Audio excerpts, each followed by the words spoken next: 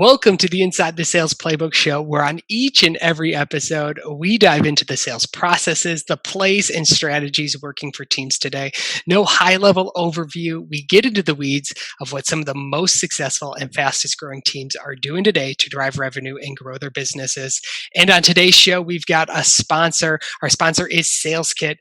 Now, few things can be more important than having a scalable, repeatable sales process. But where to even start? You're busy. And Google Docs gets cluttered and disorganized, and chances are your team and your managers, well, they don't have time to be managing a learning management system.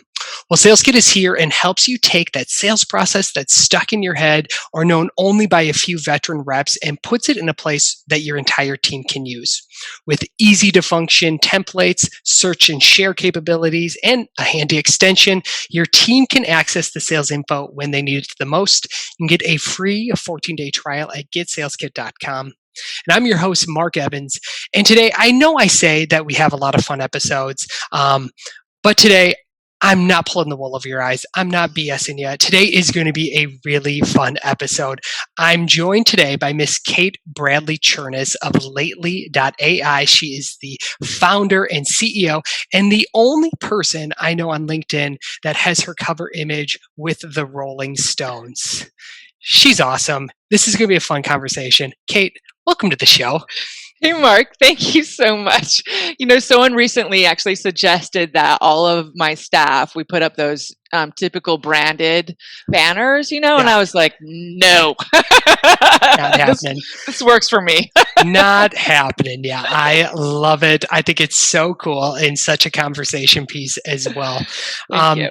But before we get into it, how about you give us a little background, give us a little context. What is Lately.ai? Do you include the AI with the name? You can go either way. I mean, our legal name is just Lately, but it's cool to say the AI because then people know what our web address is. And then, AI is like a little sexy thing these days. So let's put all the bling on, right? Well, why not? So hot right now.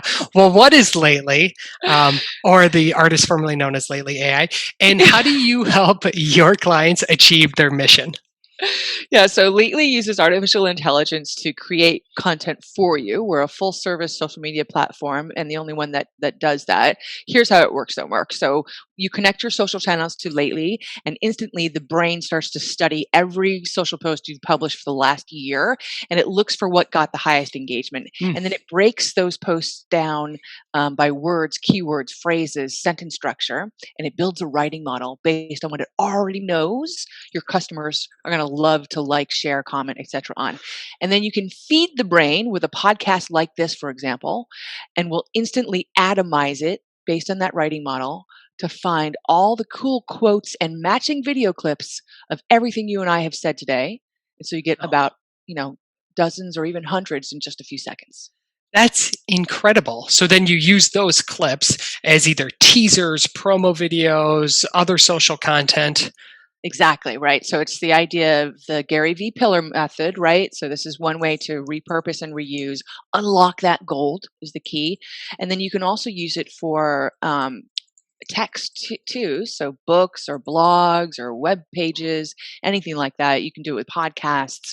We've got people who've run all kinds of surprising things that we didn't even plan for through the auto generator because it's fun. It's kind of like a game. Well, let's see. Will Japanese work? It turns out it does. Who knows? That's cool. That is really cool. Now, what if you don't have a strong social following, right? What if you're a guy like me who's like, oh, I'm going to post. This is it. This is my year. 3 posts in. This sucks. This ain't working. And then like spotty posting, right? What happens with the situation in a guy like me? Yeah. So we provide a services team who you can also hire to come in and be your proverbial marketing agency, and the humans along with AI from Lately can get you rocking and rolling. But typically we work with customers who are generally already established marketers, and the reason is because Mark, marketing is hard, right? Yeah. It's not easy, and it requires work. And the work part, though, is how our AI learns. So you need a human involved here. This is really super important, right? So the AI on its own is great. Humans on their own, great. But together, that's that magical thing. So Keith Richards says, by the way, without the roll, it's just a march. Get it? I get It's the it. same I thing. love it. Yeah, without the human, it's just a robot. Yeah, that Yep. makes so much sense. I really like that. Let's rewind just a little bit. So I'm super curious. It seems like you could have done damn near anything. You probably have done damn near anything as well. But why the heck did you choose sales, entrepreneurship? Why'd you choose to live this lifestyle? Yeah, I was forced into it, right? So, Mm, so I used to have a career in radio. I'm a recovering rock and roll DJ. My last gig was broadcasting to 20 million listeners a day for XM satellite radio. wow, that's not a small audience. That was a wild ride, and I have a radio voice, Mark. Let's hear it. You're listening to XM50, The Loft. There you That's go, awesome. right? That's really good. That's Sometimes subscriptions. The subscribers to this just went through the roof. my husband sometimes is like, "Why don't I get the nice voice?" It's so funny. That's awesome. But before that, I was a line cook, and I was a competitive rock climber. So I really gravitate towards pirate type of things, lawlessness. Yeah. Radio is still a wild west of sorts. Uh, And in radio, there was lots of sexual harassment. It's actually just part of the culture, frankly. okay. I even did it because it was just normal. And I'm old, so this is 2006 and back 12 years, right? So it's a while ago. We didn't have these words like hostile work environment or hmm Me Too, all that kind of stuff. And my body was trying to tell me that, like, this is stressing you out, sister, but I wasn't listening. So I had like panic attacks, and I fell down the stairs, and I was like, it kept re-injuring, and I was in a wheelchair for like a year and a half, and Oh, all these weird things happening. And finally, I couldn't type anymore. wow. That's what it manifested itself in. Exactly, right? So my body was just trying to say, like, hello, this is not good for you, right? Yeah. And so I started to listen, but I wasn't quite there yet. And I was crying, and I was trying to do all these West healing, East healing. I hmm use Dragon Naturally Speaking voice activated software. To this day, I can't type. I talk to my computer, right? So this Wow. headset is my best friend. I'm Yeah. talking all the time, I still talk for a living, Mark. Yeah. What's up with that? So my dad, though, lovingly one day was just like annoyed and had enough of my shenanigans. And he was like, you can't work for other people, and there's no shame in that. Huh. So dad came in with that advice. Is he also an entrepreneur? Yeah, my dad owned a number of custom picture framing stores and Cool. was the largest print retailer in the East in the 80s when Wow. there was a housing boom. And so, Yeah. like, posters, posters, posters, right? Sure. That makes sense. Yeah. And so that was an aha for me, because I was like, oh, there's another way that I can do this. And so hmm it was all the same week, actually. My husband, then boyfriend, in the Rolling Stones picture with the long hair next to Keith, Yeah. he went and bought me Guy Kawasaki's Art of the Start. You know, Yes. right? Started to read the book. Right in the first or second chapter, Guy says, "Don't make a plan, just get started." So I put down the book, because what do I don't need this book, apparently. Yeah. Let's This is it. let's Yeah. go. And I was reading a self-help book that made me want to gouge my eyeballs out, but I was like, just determined. I knew I had to change the channel. Yeah. And the next day, I met my first investors, who gave me $50,000 to start my first company. Wow. And did you have an understanding of what that company was going to be, or they just believed in you so much they were saying, "Hey, whatever Kate's doing, we want in on." Yeah, they happened to be. It was very unusual. They came to hand deliver a product to my company, and normally people would just mail it, but hmm they were fans of mine at XM. They wanted to Ah. meet me, Yeah. and so we had lunch, and I was totally just going after this. There was this industry wonk who had a newsletter back then, like that. That was a big deal. Yeah. That was all there was, and Yeah. I was just saying what a jerk I thought he was, and unedited, and they just thought I was amazing for Yeah. that, I guess. And they were like, "We really like you. Let's do something together." And I remember spending like a couple of months, like on a rooftop deck down where they lived in Westchester, just like having the time of my life. They were both serial entrepreneurs, right? Okay. So, and just kind of figuring out what we were going to do. And they didn't. I was so lucky, Mark. This is Al and Scott, these my friends now, and they just happened to be really good, kind people. How unusual, because investors Crazy. are not. Yeah. Right? Most of the time, they're not always. And they knew something that I didn't know about myself, but now I do, which is to let me run. Hmm. I'm a wild horse, Yeah. right? If you let me run, I'm going to win for you Hmm. every time. But the moment you put the fetters on me, I just collapse. And Yeah. so this is how I treat my staff, because do unto others, right? Interesting. Okay. Golden rule. So that's impacted how you, and I want to get into that a Yeah. little bit more, but I've got a question I'm dying to ask. So you've Yeah. done competitive rock climbing, line cook, rock and roll DJ. What's your advice to someone who's out there who is maybe going, and I would imagine during these times, is it fair to say that you were like, what do I want to be when I grow up? What do I want to do? What's your advice to someone who's maybe going through that right now, saying like, gosh, I've got all these disparate kind of like crazy backgrounds, right? Not saying your background's crazy, but like They are. different, right? Yeah. Okay, crazy backgrounds. Like, what the hell do I do? Like, how do I get into sales, or how do I break into something? What's your advice for someone who's maybe going through that situation? I think what someone had me do, and I didn't realize how valuable it was at first, but then I quickly did, was she asked me to make a list of she said, who's in your network? Try Hmm. to understand who your network of people is. And so at first I thought, okay, it must be radio people. So I started describing, A&R guys, musicians, whatever. And then I started looking at them differently and I was trying to horizontally group them, I guess you might say. And I thought, wow, the people I know actually are really interesting. They're all self-motivated. That's a real quality that these people have, Hmm. or maybe they were traveling, a lot of travelers, stuff like that, or people who like me bang their head against the wall, no problem, with no pain, just keep Yeah. going after it, Yeah.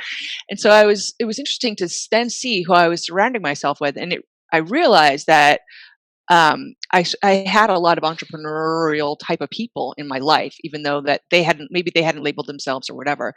And so that idea of, number one, looking at your network and then being able to internalize what you have in common with these people, because I realized, wow, I've surrounded myself with like people, and Hmm. I didn't even know it. You know what I mean? Yeah, definitely. So having the ability to just take a new perspective on either your life or those people around you, I think is huge. As far as getting into sales goes, I don't think this can be a learned behavior, to be honest with you. It's a natural thing. You can get better at it, Yeah. right? That's for sure. But you connection is it, Mark. This is Okay. so you can either read the room or you can't, Hmm. right? So I read a room of in a black box talking to no one for 12 years. So I'm pretty good at that. Yeah. Yeah. So what like skills did you develop during that? Because I got to imagine you're like having a conversation with yourself while 20 million people just so happen to be tuning in. So like what elements of that have brought over into lately and just your sales and entrepreneurship career? All the stuff we talked about with the human and the robot, Yeah. really, that's the biggest one, right? So for example, at XM, everything was automated. I was on the air 12 Okay. hours a day, but I wasn't on the air 12 hours a day, right? We wanted to make it sound human, so I would leave in mistakes or make them on purpose, Yeah. right?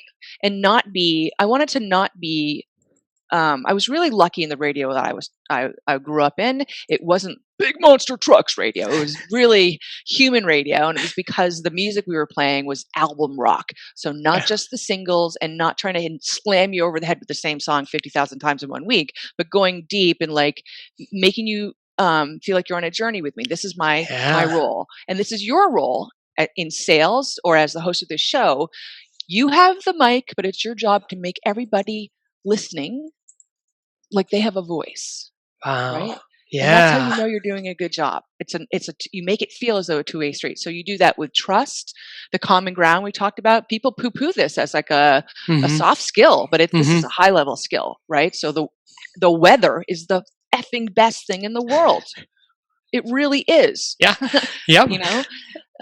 And thinking, speaking of weather, like, so when you're finding common ground with people, I feel like this is something that people have a really hard time with, is figuring out, how do I take something that I either have to do or that is boring or rote or whatever, like the weather, for example, and then humanize it and make that connection. So back then I had to rip and read the weather off the AP, okay, and the Associated Press people. I was just going to say, for those of you that may be a little younger, yes, Associated Press. So it was like a dot matrix printer with the ribbon was like coming up, and you'd walk Had to into the tear room the sides off, yeah, tear it off, and it would say about. like all of this complicated things about the weather. Cumulus clouds, 30.2 degrees with the wind coming out of the westerly, whatever. Yeah. And it was my job to be like, it's going to be a little bit chilly today. Grab a jacket on the way out, mid-40s. So translate that data, right? Translate that high level into, hey, what's someone actually going to use? How are they going to dress their kids for the day? Yeah, and this goes exactly. Sense. So this is the same thing. It's like humanizing it. The robot did the hard work for me, right? Yeah. And then the human has to take it home. And this is the thing that people. So most people I find when they're writing, especially, I was a fiction writing major before radio. Of course you were. Mixed in with the line cook, the rock climbing, the all DJ. The things. Makes sense. Why not? Oh, right on. And so in fiction, you get to rewrite the rules a lot, which is why I like fiction. So you're breaking the rules, and so I'm digressing a little bit, but fiction is also very musical poetry, right? Iambic, pentameter, etc. Yeah, and here's the thing about music. When your brain hears a song, the neuroscience of music tells us that it instantly accesses every other song you've ever heard before in order to now place that new song in the library of your brain's memory. And so when you listen to a song, instantly all this nostalgia comes rushing forth with emotion and memory and all those things. Yeah. Now your voice, Mark, is a note. It has a frequency, right? When you read text, you hear in your head the voice of the person who wrote the text. Yeah. Same idea. So when you're writing text, your job is to find the familiar touch points so that the human on the other receiving side can put it in the right place in their brain and have all that emotion. Can file it, organize it. Yeah. Yep. Wow. And touch on the emotion, right? The emotion is the thing, the common ground. Here we are again.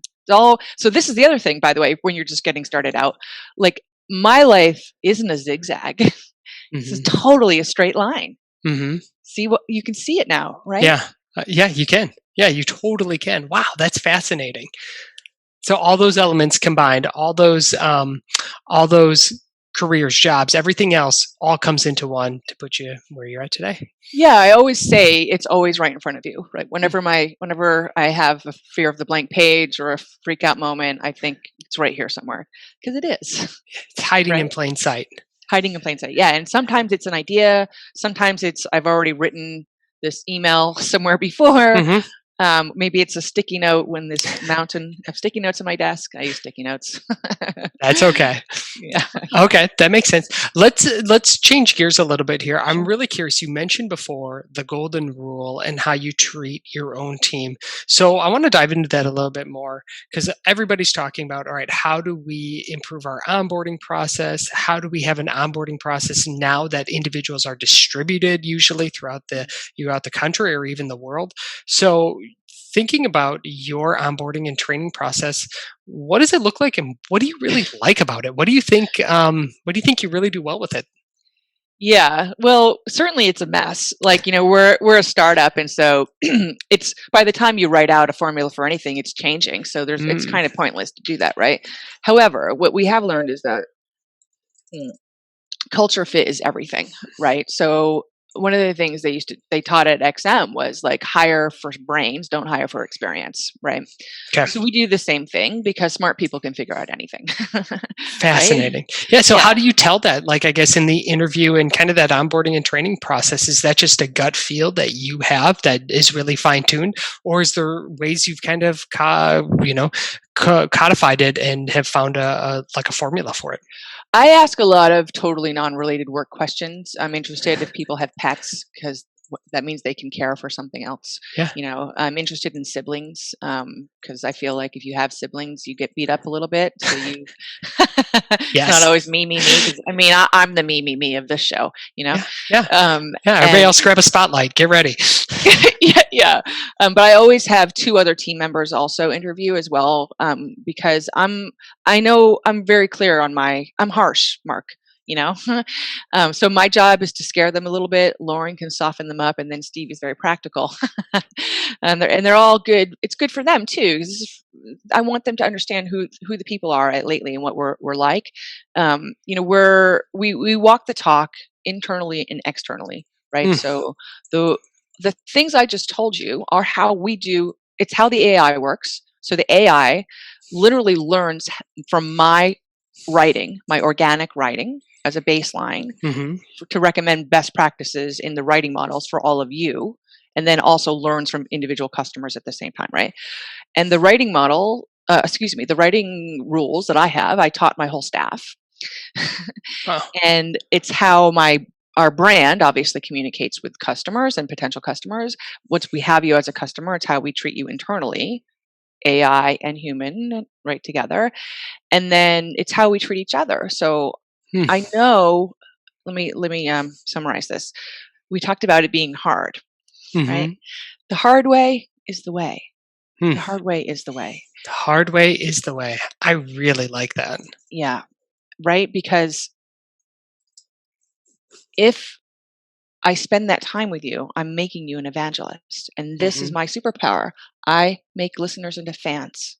That's what I do, right? mhm, I do that with my staff. I follow them on social. They follow me on social. We talk about whose parents are, sick, mhm. whose children are not doing so well in school. I have them all over at my house for a slumber party once a year, and we're not young. That is so cool. I would imagine there'd be like HR managers in the room just like, "They do what?" Right? Like Yeah. freaking out, wondering, how do we stop this? Wow. So I love how you're saying not just employees, but I'm creating evangelists Yeah. because I don't wanna be an employee. I'd wanna be an evangelist. Evangelist sounds a lot better than that. It's more fun, So right? much more fun, which I Yeah. can totally see reflected even just looking at your webpage, right? Your headline on your webpage is unlike any I've seen before, right? You say new hotness in it. And for those of you watching, you gotta like check it out. You talk about dust bunnies. It's so fun. It's so Thanks. you that I can see how people are probably drawn to that like a magnet, right? They're either sucked into it and say, I want to be a part of this, or they're probably repelled. Is Great. Yeah, and it's great, right? Either way, because then we can sift you yeah. out, and it's funny because so we give demos too to all of our customers, and a lot of people are super allergic to that. Like, why Mhm. isn't it self-service? And if you don't have time for me, I don't have time for you. Mm, That's the deal, right? And yeah. because this is how we learn in so many ways, and it's also again, the hard way is the way, right? Yeah. I really do need to make you an evangelist, so I have to get to know you a little bit there.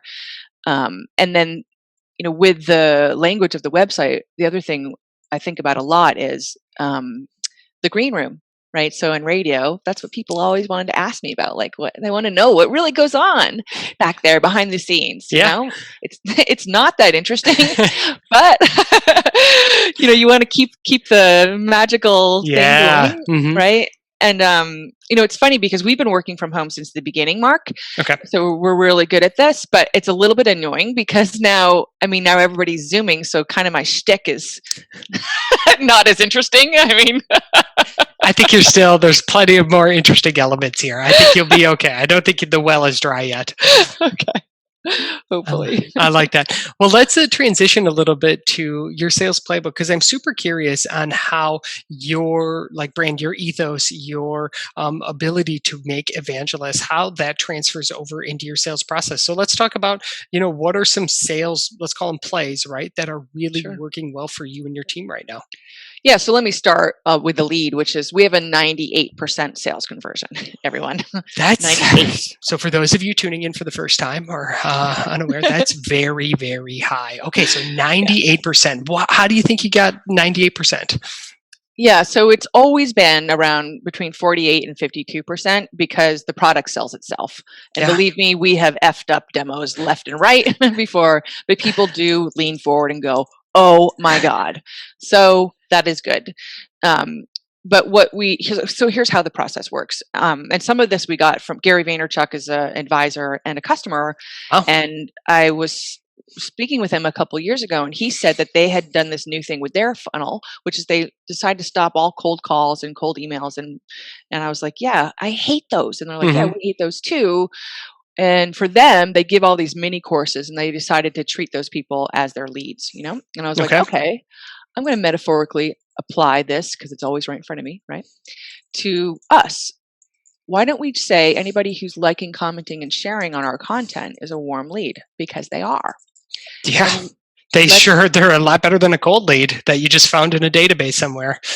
there you go. And let's put our money where our mouth is. If we're so good at social media marketing, then let's only use Lately, our own AI, to do all lead gen. Wow. So we don't do any paid ads because I couldn't afford to. Okay. Actually, I couldn't pay my team for 2 years, which is another story. But so here we are, organic. We're going to just put our money down here. And a bunch of stuff happened at once, and I'll tell you the process too. So Gary Vee did create an entire Twitter channel fueled 100% by Lately. That's pretty And incredible. That's a pretty big thanks. voice. That's a pretty big advocate for you. He's a really very kind human. And the AI got that page a 12,000% increase in engagement. Wow. That's a lot. That's a lot. So we had some social proof. And what's great was we're very bad at talking about what we do. You guys heard me do it before. That took me a long time to tell you all those things that Lately did, right? There's not really a one sentence, but I didn't have to bumble around anymore. I could just pull up Gary Vee's Twitter page. So there was a quick aha. Yeah. Part of that was the video clipping that we included. It was always text before, but we were able to put the video together too. Another Wow. aha. Yeah. So these things happened to help drive that 98% conversion. But here's how the process works. And you guys can do this manually because I did it for years. I forgot to tell you, I used to own a marketing agency too, Mark. So Just I another did one. Another stop on the thing. journey. Yeah. So I did this process manually for Walmart and got them 130% ROI year over year for 3 years. Wow. A while ago. Yep. Again, not a small name in the industry. Yeah. So, and straight line here, right? So here's how it works. I'll do shows like this. I do as many podcasts as I can. I don't care if people have 2 listeners or 20,000. Doesn't matter. I need the content. I want the content. So I'm going to ask you for the file, and I'm going to give it to Lately. Lately's going to transcribe this, run the model through the text, pull out all the quotes and the video clips, probably give me like 40 or 50 social posts. My marketing team will take my rules and go in and edit each one and just kind of give it a little extra magical push to make sure our voice is in there, whatever the AI misses.